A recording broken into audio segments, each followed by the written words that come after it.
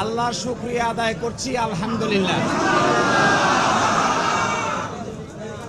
Bangladesh supreme কোর্টের appeal বিভাগের পূর্ণাঙ্গ বেঞ্চ জনাব এটিএম আজহারুল ইসলাম সাহেবকে সকল অভিযোগ থেকে বেকসুর খালাস প্রদান করেছেন।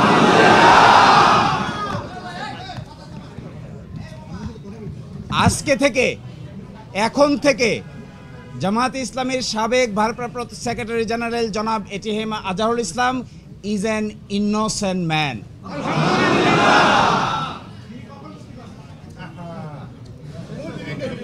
এই রায়ের মাধ্যমে আমরা মনে করি সত্য জয়ী হয়েছে, মিথ্যা পরাজিত হয়েছে। Truth prevailed and falsehood defeated. জামাতের এবং বিএনপির 6 জন শীর্ষস্থানীয় নেতৃবৃন্দকে মৃত্যুদণ্ড কার্যকর করা হয়েছে। 5 জন, অন্ততপক্ষে 5 জন জেলেই কারাবরণ করেছেন, জেলেই মৃত্যুবরণ করেছেন। দুনিয়ার ইতিহাসে এটা নজিরবিহীন নির্যাতনের শামিল। জনাব এটিএম আজহারুল ইসলাম সাহেব সৌভাগ্যবান, তিনি ন্যায় বিচার পেয়েছেন, আল্লাহ তাআলা তাকে বাঁচিয়ে রেখেছিলেন। তাই আমরা এটাও মনে করি এই রায়ের মাধ্যমে সিন্ডিকেটেড ইনজাস্টিসের অবসান হয়েছে। আমরা এটাও মনে করি এই রায় ঘোষণার মধ্য দিয়ে বাংলাদেশের আদালতের মর্যাদা সমুন্নত হয়েছে।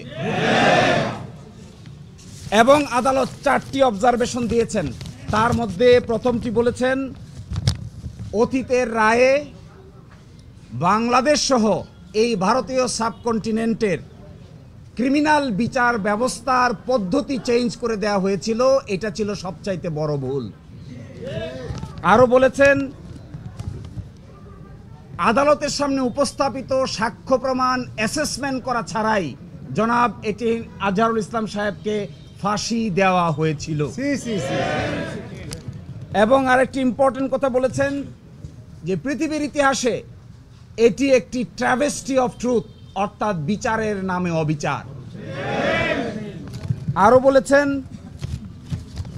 যে সমস্ত তথ্য প্রমাণ আদালতে হাজির করা হয়েছিল অতীতের আপিল বিভাগ তা সঠিকভাবে বিবেচনা করতে ব্যর্থ হয়েছে। ফলশ্রুতিতে আজকে জনাব এটিএম আজহারুল ইসলাম সাহেবকে বেকসুর খালাস প্রদান করেছেন। বাংলাদেশের ইতিহাসে নয়, পৃথিবীর ইতিহাসে এটি একটি নজিরবিহীন ঘটনা হয়ে থাকবে। এরই মাধ্যমে আমরা মনে করি ন্যায় বিচার প্রতিষ্ঠিত হয়েছে, সত্য বিজয়ী হয়েছে, মিথ্যা পরাভূত হয়েছে।